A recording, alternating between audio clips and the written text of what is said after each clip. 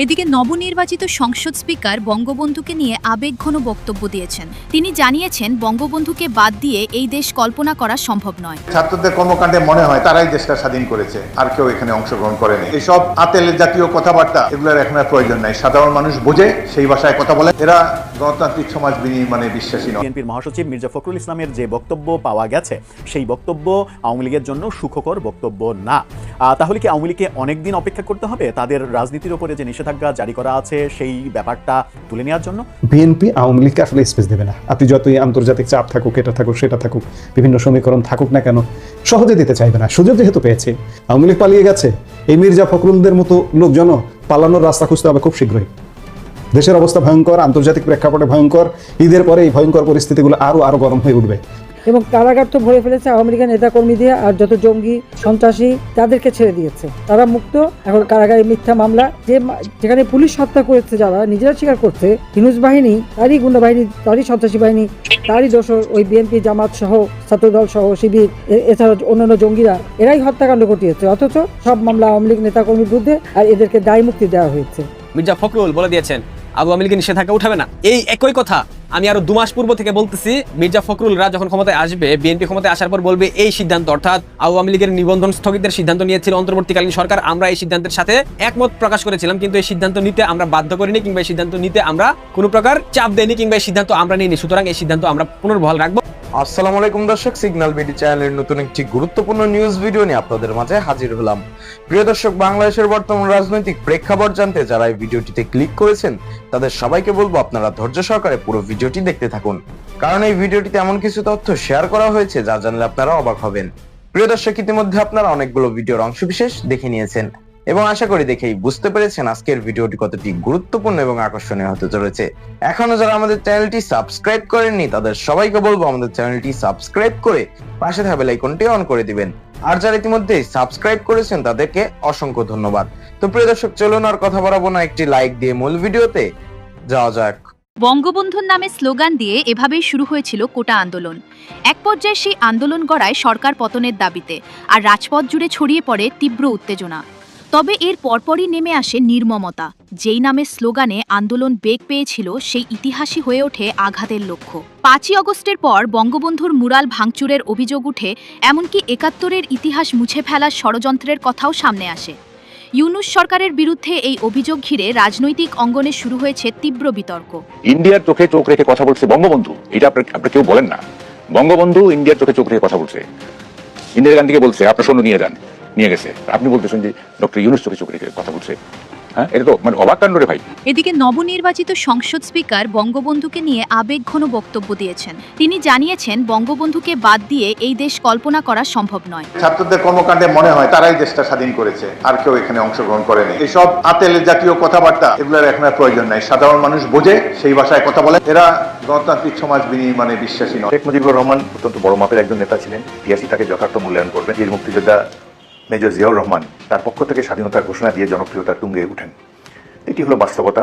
অন্যদিকে বঙ্গবীর কাদের সিদ্দিকী বলেন, যে ব্যক্তি স্বাধীনতার জন্য নিজের জীবন উৎসর্গ করেছিলেন, তাকে নিয়ে কোনো ষড়যন্ত্র বা বিরোধিতা মেনে নেওয়া হবে না। বঙ্গবন্ধুকে বাদ দিয়ে জিয়াউর রহমান না, জিয়াউর রহমানকে বাদ দিয়ে আমরা সবাই না, মুক্তিযুদ্ধকে বাদ দিয়ে জিয়াউর রহমান না, স্বাধীনতাকে বাদ দিয়ে জিয়াউর রহমান না। জিয়াউর রহমানকে রাখতে হলে বঙ্গবন্ধুকে মাথার উপরে রাখতে। মুক্তিযুদ্ধ করেছিলাম বঙ্গবন্ধুর নেতৃত্বে। বঙ্গবন্ধু আমার ধ্যান, জ্ঞান, আমার চিন্তা চেতনা। যতদিন বেঁচে থাকবো মুক্তিযুদ্ধ নিয়ে বেঁচে থাকবো, বঙ্গবন্ধুকে নিয়ে বেঁচে থাকবো। রাজনৈতিক বিশেষজ্ঞরা সতর্ক করে বলছেন, বঙ্গবন্ধু শেখ মুজিবুর রহমান এবং 1971-এর ইতিহাস মুছে ফেলার চেষ্টা করলে তার ফল উল্টো হতে পারে। কিন্তু বাংলাদেশের ইতিহাস প্রশ্নে, মুক্তিযুদ্ধ প্রশ্নে শেখ মুজিবুর রহমানকে কি অপ্রাসঙ্গিক করা সম্ভব কিনা প্রশ্নই আছে। কে মানে যে বলা হয় হাজার বছরের বাঙালি, এখানে আসলে কোনো বছর নির্ধারিত হয় না। বাংলাদেশের ইতিহাসে বঙ্গবন্ধু শেখ মুজিবুর রহমান একজন। সব মিলিয়ে ইতিহাস, রাজনীতি এবং আবেগ, এরা হঠাৎ হঠাৎ করে বেরিয়ে আসে আর কি। এগুলোকে খুব বেশি গুরুত্ব দেওয়ার কিছু আছে বলে আমি মনে করি আগে। তারপর থেকে আপনি পলিটিক্সটাকে চলতে দেন, আমি যেটা মনে করি। Let politics move in its own way, let democracy move in its own way.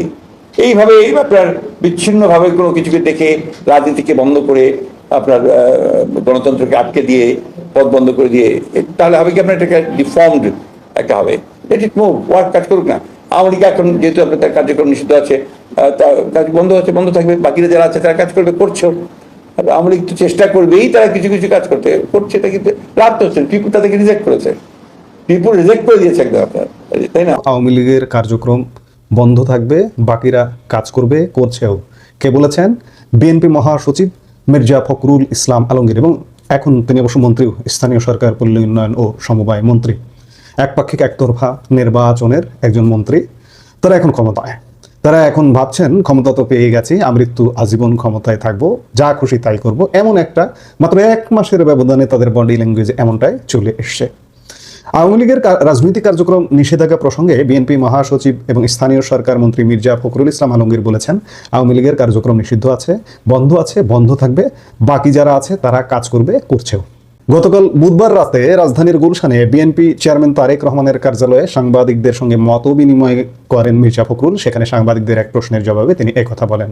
Awami League কার্যক্রম সম্পর্কে মির্জা ফখরুল ইসলাম আলমগীর বলেন, এরা হঠাৎ করে বেরিয়ে আসে, এগুলোকে খুব বেশি গুরুত্ব দেওয়ার কিছু আছে বলে আমি মনে করি না।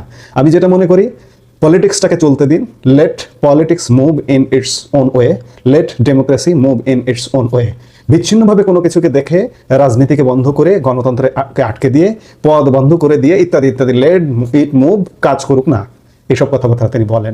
মির্জা ফখরুল বলেন, যেহেতু এখন আওয়ামী লীগের কার্যক্রম নিষিদ্ধ আছে, বন্ধ থাকবে, বাকিরা যারা আছে তারা কাজ করবে, করছেও। আওয়ামী লীগ তো চেষ্টা করবে কিছু কিছু কাজ করতে, করছে, লাভ তো হচ্ছে না। পিপল তাদের রিজেক্ট করেছে, পিপল রিজেক্ট করে দিয়েছে একদম, তাই না? ক্ষমতায় থাকলে কত কথা আসে, অথচ এই বিএনপির আসলে কোনো পরিপক্কতা আজও পর্যন্ত আসেনি। আওয়ামী লীগ যারা করেন, আপনাদের কেন স্পেস দেবে বিএনপি? দেবে না। জামাতকে স্পেস দেবে, কিন্তু আপনাদের দেবে না, পাকিস্তানপন্থী জামাতকে দেবে। এটা ধরেই নিতে হবে যে বিএনপি আওয়ামী লীগকে আসলে স্পেস দেবে না। আপনি যতই আন্তর্জাতিক চাপ থাকুক, এটা থাকুক সেটা থাকুক, বিভিন্ন সমীকরণ থাকুক না কেন, সহজে দিতে চাইবে না। সুযোগ যেহেতু পেয়েছে, বিএনপি তো মনে করছে না যে এটা একটা একতরফা নির্বাচনে তারা ক্ষমতা এসছে, যার দরুন তারা মনে করছে আমরা ক্ষমতা পেয়ে গেছি, 5 বছর তো থাকবোই, পরবর্তী ক্ষমতাও নিশ্চিত করবার জন্য প্রশাসন সাজানো, বিচার বিভাগ সাজানো, আইন শৃঙ্খলা বাহিনী সাজানো, বিভিন্নভাবে সাজিয়ে 2006 সালে যেভাবে সাজিয়ে আবারও ক্ষমতায় আসতে চেয়েছিল, বিএনপি আবারও ক্ষমতায় আসতে চাইবে। আওয়ামী লীগের ভাবতে হবে, বিএনপি কেন আওয়ামী লীগকে স্পেস দেবে? আওয়ামী লীগের প্রধান প্রতিপক্ষ বিএনপি, জামাত ছোট দল, ঠিক আছে, কিন্তু বিএনপি হচ্ছে প্রধান প্রতিপক্ষ। কাজেই প্রতিপক্ষ যদি চলে আসে, তাহলে বিএনপির তো খাওয়া থাকবে না। এই কারণে খুব সহসা স্থান দেবে না বা স্পেস দিতে চাইবে না, কিন্তু স্পেস আদায় করে নিতে হবে। আওয়ামী লীগ যদি এখনো মনে করেন যারা বিদেশে আছেন, বিদেশে পালিয়ে আছেন, আমি যদি এভাবেই বলি, অনেক নোংরা নেতা নেতৃবৃন্দ পালিয়ে আছেন, তারা আসবেন না, তারা দেশে আসবার সৎসাহস নেই। সীমিত কিছু সৎ নেতৃবৃন্দ আত্মরক্ষার্থে, জীবন বাঁচানোর জন্য, প্রধানমন্ত্রী শেখ হাসিনা সহ আরো কিছু ভালো নেতা আছেন, তারা বিদেশে আছেন জীবন বাঁচানোর জন্য। এটিকে যদি বলেন হিজরত করেছেন, তারা দেশে আসুন, তারা ধীরে ধীরে দেশে আসুন। প্রধানমন্ত্রী শেখ হাসিনা তো আহ্বান জানিয়েছেন ধীরে ধীরে দেশে ফিরতে হবে। যারা সৎ নিষ্ঠাবান তারা দেশে আসুন। এবং আওয়ামী লীগের এখন পর্যন্ত বিপুল সংখ্যক কেন্দ্রীয় নেতা, সংসদ সদস্য, মন্ত্রী এখনো দেশে আছেন। আর তৃণমূল তো আছেই। তাদের আস্তে আস্তে বেরোতে হবে, তাদের আস্তে আস্তে সংগঠিত হতে হবে, তাদের আস্তে আস্তে রাস্তায় বের হতে হবে, জেল জুলুম অত্যাচার সহ্য করার মানসিকতা নিতে হবে। বিএনপি এমনিতেই টিকবে না। দেশের যে অবস্থা, সার্বিকভাবে মির্জা ফখরুল ইসলামের এই সব গরম কথা টিকবে না। আওয়ামী লীগ পালিয়ে গেছে, এই মির্জা ফখরুলদের মতো লোকজন পালানোর রাস্তা খুঁজতে হবে খুব শীঘ্রই। দেশের অবস্থা ভয়ঙ্কর, আন্তর্জাতিক প্রেক্ষাপটে ভয়ঙ্কর। ঈদের পরে এই ভয়ঙ্কর পরিস্থিতিগুলো আরো গরম হয়ে উঠবে। কাজেই আওয়ামী লীগের মনে করতে হবে যে রাজপথে ঠিকানা, রাজপথ থেকেই অধিকার আদায় করে নিতে হবে, নইলে অধিকার কেউ কাউকে দেবে না। আপনি আন্দোলন করবেন, সংগ্রাম করবেন সরকারের পারমিশন নিয়ে আন্দোলন হয়, সংগ্রাম হয়, পৃথিবীতে কোথাও হয় না। কারণ আপনার সংগ্রাম করেই আপনার অধিকার আদায় করে নিতে হবে। মির্জা ফখরুল ইসলাম আলমগীররা এরকম উঁচু লম্বা কথা বলতেই থাকবেন। তাদেরকে যদি আপনি সুযোগ দেন, তারা আরো কঠোর হবে। ইউনূসের ধারাবাহিকতা বজায় থাকবে। কাজেই আওয়ামী লীগের সিদ্ধান্ত নিতে হবে। সিদ্ধান্ত নেওয়া ছাড়া কোনো উপায় নেই। আওয়ামী লীগের ভালো যারা নেতা নেতৃত্ব আছেন, শয়তানরা কেউ আসবেন না, এটি নিশ্চিত থাকুন। এমনকি আওয়ামী লীগ প্রধানমন্ত্রী শেখ হাসিনা দেশে যখন আসবেন, তারও পরে শয়তানরা আসবেন। কাজে শয়তানদের আশায় বসে থাকবেন না। যারা ভালো বিদেশে আছেন তারা ধীরে ধীরে দেশে আসুন, যারা দেশে আছেন তারা আস্তে আস্তে সংগঠিত হন, আস্তে আস্তে রাস্তায় নামতে হবে, রাজপথে নামতে হবে। নইলে আওয়ামী লীগ ঘুরে দাঁড়ানো কঠিন হবে, কিছুটা কঠিন হবে। যদিও বা মির্জা ফখরুল ইসলাম আলমগীররা এত পরিস্থিতি ট্যাকেল করতে পারবেন না। ফখরুলের এই কথা শুনে ভীত সন্ত্রস্ত হওয়ার কোনো কারণ নেই। বাস্তবতা তো থাকতে হয়। দেশের পরিস্থিতি কি বলছে? দেশের পরিস্থিতি কোনোভাবেই বিএনপির পক্ষে নয়। আন্তর্জাতিকভাবে দেখুন, আপনি দেখুন না কি অব্যবস্থাপনা, এক মাসের শাসনটা দেখুন। ঈদ যাত্রাটা দেখুন কি হলো বাংলাদেশের মানুষের। ঈদ যাত্রা বিঘ্ন ঘটার কারণ কি? মহাসড়কে বিঘ্ন ঘটার কারণটা কি? ট্রেন না হয় অ্যাক্সিডেন্ট হয়েছে, সেখানে লাইন বিকল ছিল বা যে কোনোভাবে অ্যাক্সিডেন্ট হয়েছে, কিন্তু মহাসড়কে কি কারণ? পুলিশ কাজ করছে না, যার কারণে মহাসড়কে কিলোমিটারের পর কিলোমিটার যানজট। ঢাকা থেকে ঠাকুরগাঁয়ে যাচ্ছেন 24 ঘন্টা লাগছে, যেখানে 8-10 ঘন্টার রাস্তা। কাজেই দেশ কাজ করছে না। এই কাজ না করা দেশের শাসক, কাজ না করা দেশের মন্ত্রী বড় বড় কথা বলবেন, হালে পানি পাবে না। কাজে আওয়ামী লীগের নিজের অধিকার নিজেকে আদায় করে নেবার জন্য মাঠে নামতে হবে, এছাড়া কোনো বিকল্প উপায় নেই। আমরা আশা করব দেশ বাঁচাতে, মানুষ বাঁচাতে আওয়ামী লীগ সংগঠিত হবে, মাঠে নামবে, এছাড়া মুক্তির কোনো উপায় নাই। এটুকু দাবি করতে পারি যে বাংলাদেশের প্রত্যেকটা মানুষের অন্ন, বস্ত্র, বাসস্থান, চিকিৎসা, শিক্ষার সুযোগ সৃষ্টি করে দিয়ে বাংলাদেশকে, যেখানে জাতির পিতা বঙ্গবন্ধু শেখ মুজিব যুদ্ধ বিধ্বস্ত বাংলাদেশকে গড়ে তুলে স্বল্পোন্নত দেশে উন্নীত করেছিলেন, তারই পথ ধরে এবং সেই আদর্শ বুকে নিয়ে আমরা বাংলাদেশকে উন্নয়নশীল দেশের মর্যাদায় উন্নীত করেছিলাম। কিন্তু আমাদের দুর্ভাগ্য হলো 2024 সালের সেই জুলাই মাসে বৈষম্য বিরোধী আন্দোলনের নামে সরকার উৎখাতে যে চক্রান্ত, একটা খুনি ইউনূস তার ক্ষমতার লোভে বাংলাদেশটাকে ছারখার করে দিয়েছে, শেষ করে দিয়েছে। অর্থনৈতিকভাবে আজকে বাংলাদেশ ধ্বংসপ্রাপ্ত, যেখানে প্রতি ঘরে ঘরে বিদ্যুৎ দিয়েছিলাম, এখন বিদ্যুতের হাহাকার, নিত্য প্রয়োজনীয় জিনিসের অস্বাভাবিক দাম বৃদ্ধি, মানুষের কর্মসংস্থান কমে গেছে, দেশটাকে একেবারে দেউলিয়া করে দিচ্ছে, বিক্রি করে দিচ্ছে। দেশের মানুষের জীবনে কোনো শান্তি, নিরাপত্তা নাই।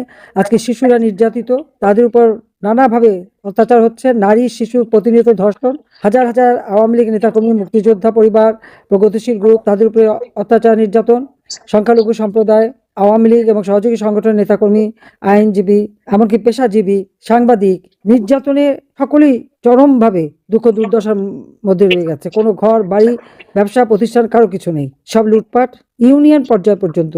মানে ইউনূসের মেটিকুলাস ডিজাইন এমন যে আমাদের ইউনিয়নের নেতাকর্মীরা, ওয়ার্ডের নেতাকর্মীরা, তারাও রেহাই পাচ্ছে না এর অত্যাচারের হাত থেকে। এবং কারাগার তো ভরে ফেলেছে আওয়ামী লীগের নেতাকর্মী দিয়ে, আর যত জঙ্গি সন্ত্রাসী তাদেরকে ছেড়ে দিয়েছে, তারা মুক্ত। এখন কারাগারে মিথ্যা মামলা, যেখানে পুলিশ হত্যা করেছে, যারা নিজেরা স্বীকার করছে, ইউনূস বাহিনী, তারই গুন্ডা বাহিনী, তারই সন্ত্রাসী বাহিনী, তারই দোষর ওই বিএনপি, জামাত সহ, ছাত্রদল সহ, শিবির, এছাড়া অন্যান্য জঙ্গিরা, এরাই হত্যাকাণ্ড ঘটিয়েছে। অথচ সব মামলা আওয়ামী লীগ নেতাকর্মীর বিরুদ্ধে, আর এদেরকে দায় মুক্তি দেওয়া হয়েছে। এই যে অবস্থাটা দেশে, আইনের শাসন নাই, বিচার নাই, অস্ত্র হাতে নিয়ে প্রধান বিচারপতি সহ বিচারপতিদের পদত্যাগ করায়, আর সবকিছু দলীয়করণ, বৈষম্যহীনের কথা বলে আজকে সব জায়গায় বৈষম্য।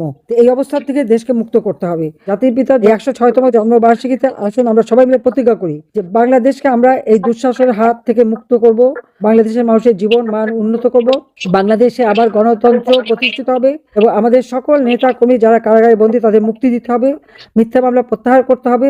আর বাংলাদেশের পার্লামেন্ট যারা যুদ্ধাপরাধী, যারা গণহত্যা পাকিস্তানি সেনাবাহিনীকে সহযোগিতা করেছে, যারা মা বোনদেরকে তুলে নিয়ে পাকিস্তানি সেনাদের ক্যাম্পে তুলে দিয়েছে, দিনের পর দিন আমাদের মেয়েরা ধর্ষিত হয়েছে, যারা গ্রামের পর গ্রাম জ্বালিয়ে পুড়ে ছারখার করেছে, কোটি কোটি মানুষের ঘরবাড়ি আগুন দিয়ে জ্বালিয়েছে, যাদের সাজা হয়েছে, আজকে তারা পার্লামেন্টে, অবশ্য তাদের আওলাদ বুঝলে তো এখন পার্লামেন্টে বসে আছে।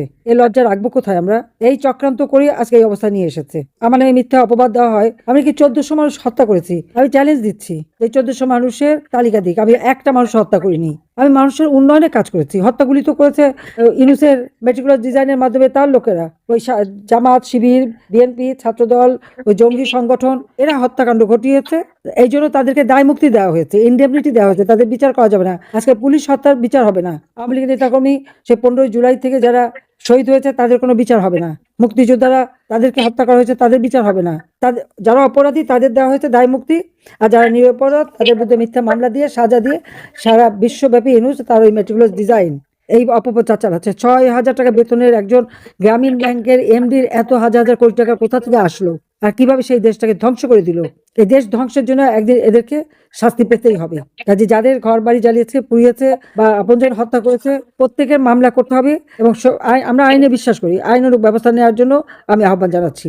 আর সেই সাথে বাংলাদেশ যেন আবার আমরা এই রাহুমুক্ত করে জাতির পিতার স্বপ্নের উন্নত সমৃদ্ধ সোনার বাংলাদেশ আমরা করতে পারি, তার জন্য সবাইকে প্রতিজ্ঞা নেওয়ার জন্য আমি আহ্বান জানাচ্ছি। চলুন আমরা প্রতিজ্ঞা নিই, এই বাংলাদেশকে আমরা আবার গণতন্ত্র ফিরিয়ে এনে আর্থসামাজিক উন্নতি করে উন্নয়নশীল দেশের মর্যাদায় যে আমরা উন্নীত করেছিলাম, সেই উন্নয়নশীল দেশের মর্যাদা উন্নীত করে বাংলাদেশকে 2041 সালের মধ্যে স্মার্ট বাংলাদেশ হিসেবে আমরা গড়ে তুলবো। এই আমাদের প্রতিজ্ঞা, জাতির পিতার স্বপ্ন বাস্তবায়ন করবো। খোদা হাফেজ। জয় বাংলা, জয় বঙ্গবন্ধু, বাংলাদেশ চিরজীবী হোক। বাংলাদেশের প্রথম সারির গণমাধ্যম ৭১ টিভি, ৭১ টিভিতে রাজাকার শাবক মির্জা ফখরুল ইসলাম আলমগীর তার একটা বক্তব্যের ছোট্ট অংশ দেখেন। আওয়ামী লীগের উপর থেকে নিষেধাজ্ঞা তুলবে না সরকার, মির্জা ফখরুল। কেমন লাগতেছে আপনাদের এখন? ভালো লাগতেছে? কাদের লাগতেছে? বাংলাদেশ আওয়ামী লীগের নেতা কর্মী সমর্থক নীতি নির্ধারণী মহল যারা ভেবেছিলেন বাংলাদেশের রাষ্ট্র ক্ষমতায় বিএনপি আসলে আপনাদেরকে দুহাত ভরে দেবে, কেমন দিয়েছে? খুব ভালো লাগছে। আমার একজন প্রিয় লেখক, তার একটা লেখা আমি আপনাদেরকে পড়ে শোনাবো। এই লেখার মধ্যে বাংলাদেশ আওয়ামী লীগের সম্পূর্ণ পরিস্থিতি, বর্তমান প্রেক্ষাপট সবকিছু একদম চমৎকার ভাবে তুলে ধরা হয়েছে। যদি বলি শেখ হাসিনার নির্দেশ মানছে না আত্মগোপনে থাকা আওয়ামী লীগ নেতাকর্মীরা, তবে নিশ্চয়ই গেল গেল গেল সব গেল বলে একদল লোক টেনে ফুরে আসবে। তবে অস্বীকার করলেও এটাই বাস্তব, সরকারের পতনের পর যে সকল আওয়ামী লীগ নেতা বিদেশ বিশেষ করে ভারত গমন করেছিলেন তাদের অনেকেই অন্য দেশে পাড়ি জমিয়েছেন। অনেকেই আছে সে ধান্দায়, মানে অন্য দেশে চলে যাওয়ার। আন্দোলন করে ক্ষমতায় আসার চিন্তা বাদ দিয়ে তারা সিদ্ধান্ত নিয়ে বসেছেন দল কোনোদিন ক্ষমতায় ফিরলে তবেই তারা দেশে ফিরবেন। তারা নিজের চোখে দেখেছেন এমন অনেক বিএনপি নেতাকে যারা বিয়ে করে ইউরোপ গিয়ে আগস্ট পরবর্তীতে দেশে ফিরে দাবি করেছেন ১.৫ যুগ ২ যুগ পর দেশে ফিরলাম। আওয়ামী লীগ, যুবলীগ, স্বেচ্ছাসেবক লীগ, ছাত্রলীগ সহ হরেক রকম লীগের একটা বড় নেতাকে দেখান যে কিনা দেশে ফিরেছে। এরা ফিরলে দেশে থাকা নেতা কর্মীরা দলের প্রতি চূড়ান্ত নিবেদনের প্রকাশ ঘটাতো, এটা সত্য কথা। যুবলীগের চেয়ারম্যান পরশকে শেখ হাসিনা যদি বলেন দেশে ফিরতে, সে কি আদৌ ফিরবে? নিখিলকে, যুবলীগের সাধারণ সম্পাদক, তাকে যদি বলা হয় দেশে ফিরতে, সে কি আদৌ ফিরবে? হাসান মাহমুদকে যদি বলা হয় দেশে ফিরতে, সে কি ফিরবে? বাহাউদ্দিন নাসিমকে যদি বলা হয় দেশে ফিরতে, সে কি ফিরবে? তাপসকে বললো ফিরবে না, তন্ময়কে বললো ফিরবে না। নাদেলকে যদি বলেন সে কি দেশে ফিরবে? আনোয়ারুজ্জামান চৌধুরী সিলেটের যে মেয়র ছিল তাকে যদি দেশে ফিরতে বলা হয় সে কি ফিরবে? নাসিরউদ্দিন খানকে যদি বলা হয় দেশে ফিরতে, সে কি ফিরবে?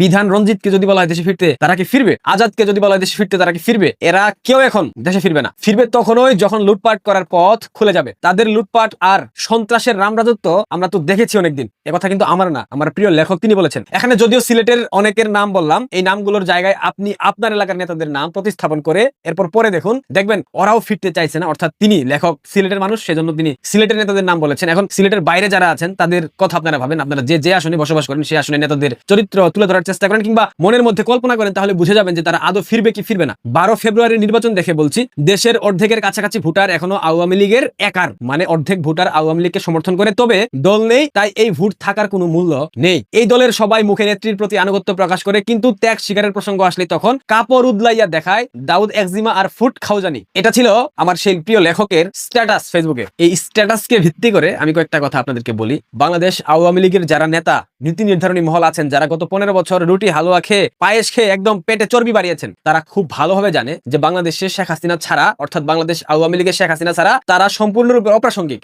এবং আওয়ামী লীগের তৃণমূলের এক শ্রেণীর নেতা কর্মীরা এদেরকে দেখতে পারে না, নাম শুনতে পারে না। সুতরাং তারা 1 পয়সা ইনভেস্ট করবে না, বিনিয়োগ করবে না, কারণ এই বিনিয়োগটা সম্পূর্ণরূপে বৃথা যাবে। তারা শুধুমাত্র তাদের গৃহপালিত যারা নেতা কর্মী আছে তাদেরকে বিনিয়োগ করতেছে, তাদের উপর খোঁজ খবর রাখতেছে, কারণ তারা তাদেরকে সামাজিক যোগাযোগ মাধ্যমে তেলবাজি চামচামি করে কিছুটা হলেও প্রাসঙ্গিক করে রেখেছে, এটাই মূল বিষয়। আর শেখ হাসিনা বাংলাদেশে প্রবেশ করতে না পারলে কিংবা তিনি না গেলে এই বদমাশরা একটাও, নট এ সিঙ্গেল ম্যান, তারা বাংলাদেশে প্রবেশ করবে। আমি আপনাদেরকে লিখে দিলাম, কারণ তারা খুব ভালো করে জানে শেখ হাসিনা ছাড়া এরা এক একটা ইঁদুরের বাচ্চা।